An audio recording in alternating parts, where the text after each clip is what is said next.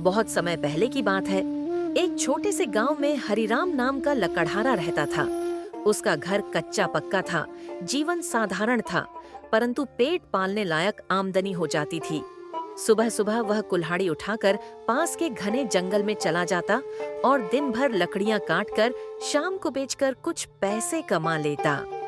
हरिराम मेहनती था, लेकिन उसकी सबसे बड़ी कमजोरी थी लालच। गांव के लोग उसे जानते थे कि अगर कहीं से फायदा मिल जाए तो वह झूठ बोलने या धोखा देने से पीछे नहीं हटता।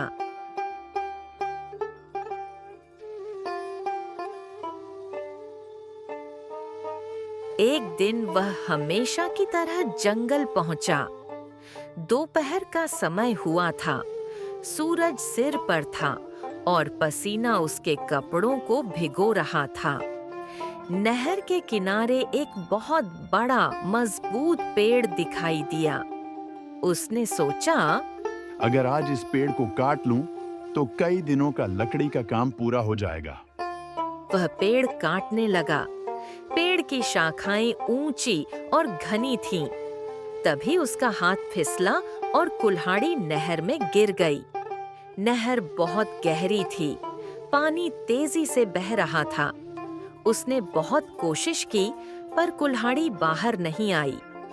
हरिराम थक कर किनारे बैठ गया और रोने लगा। अब मैं क्या करूं? बिना कुल्हाड़ी के मैं अपना काम कैसे चलाऊंगा? घर में पहले ही खाने को मुश्किल से मिलता है। तभी पानी से एक तेज रोशनी निकली और एक सुंदर देवी प्रकट हुई। यह नहर की नदी देवी थीं। उन्होंने कहा, लकड़हारे, क्यों रो रहे हो? हरिराम ने हाथ जोड़कर कहा, माता, मेरी कुल्हाड़ी पानी में गिर गई है। वही मेरे जीवन का सहारा थी। देवी ने मुस्कुराकर कहा, चिंता मत करो। देवी पानी में डूबी और थोड़ी देर बाद एक सोने की कुल्हाड़ी लेकर निकली। देवी ने हरिराम से पूछा, क्या यह तुम्हारी कुल्हाड़ी है? हाँ माता, यही मेरी कुल्हाड़ी है। देवी ने पर कुछ नहीं कहा। फिर वे पानी में गईं और एक चांदी की कुल्हाड़ी लेकर आईं। देवी ने फिर पूछा, क्या यह तुम्हारी कुल्हाड़ी है? हाँ माता, यह भी मेरी ही है। देवी ने गहरी सांस ली। आखिर में वे एक साधारण लोहे की कुल्हाड़ी लेकर आईं। क्या यह तुम्हारी कुल्हाड़ी है? लकड़हारा बिना सोचे झट से बोला, हाँ माता, यह भी मेरी ही है। देवी अब समझ गईं कि यह आदमी बेईमान है। उन्होंने गंभीर स्वर में कहा, तुम झूठ बोल रहे हो लकड़हारे।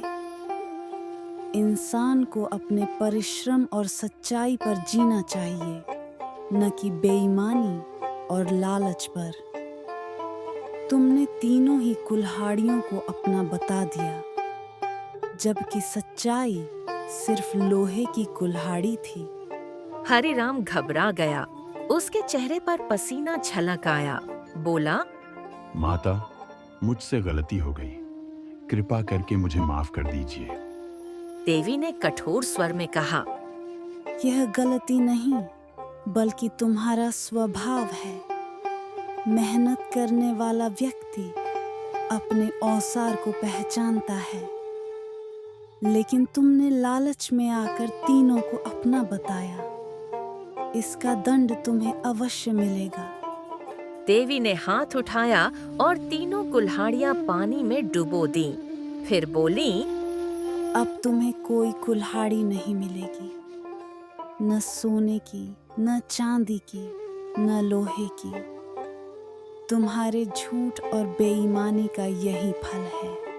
लकड़हारा रोने लगा। बोला, माता, बिना कुल्हाड़ी मैं जी नहीं पाऊंगा। परिवार भूखा मर जाएगा। देवी ने कहा, बेईमान आदमी को जीवन जीने का अधिकार तो है, लेकिन सुख और समृद्धि नहीं। जाओ, अब तुम्हें अपनी करनी का फल भुगतना होगा। इतना कहकर देवी अदृश्य हो गईं।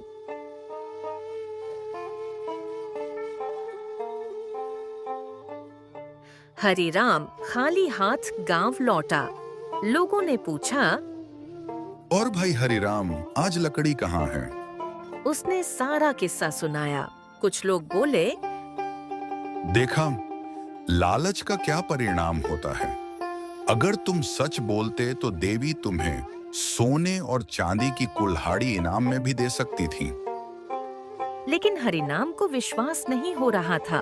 उसने सोचा, शायद ये सब मेरी परख थी। मैं फिर से कोशिश करूंगा। कुछ दिनों बाद वह फिर उसी नहर पर पहुंचा और जानबूझकर अपनी एक पुरानी कुल्हाड़ी पानी में फेंक दी। फिर बैठकर रोने लगा ताकि देवी फिर से प्रकट हो। वास्तव में देवी फिर आई, बोली, लकड़हारे, अब फिर क्यों रो रहे हो? उसने झूठी बात कही। माता, मेरी कुल्हाड़ी फिर पानी में गिर गई है। देवी ने कठोर स्वर में कहा, तुम्हारी आंखों में झूठ साफ दिख रहा है। तुमने लालच में एक बार धोखा दिया था, अब दोबारा छल करने आए हो। तुम्हारा हृदय शुद्ध नहीं है। इस बार देवी ने श्राप दिया। अब तुम्हें जीवन भर कुल्हाड़ी नहीं मिलेगी। चाहे जितनी कोशिश करो, कोई औजार तुम्हारे हाथ में टिकेगा ही नहीं। तुम बेकार और असहाय होकर रहोगे। इतना कहकर देवी हमेशा के लिए अंतर्ध्यान हो गईं।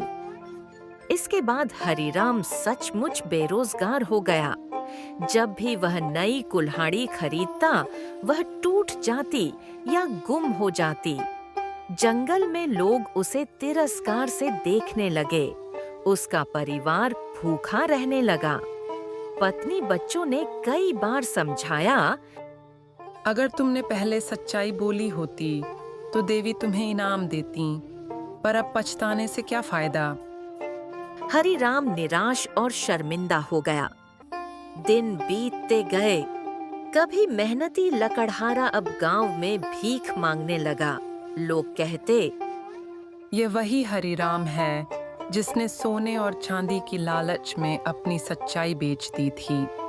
आखिरकार एक दिन वह भूख और निराशा से बीमार पड़ा और चुपचाप दुनिया छोड़ गया। गांव में यह कहानी पीढ़ी दर पीढ़ी सुनाई जाने लगी।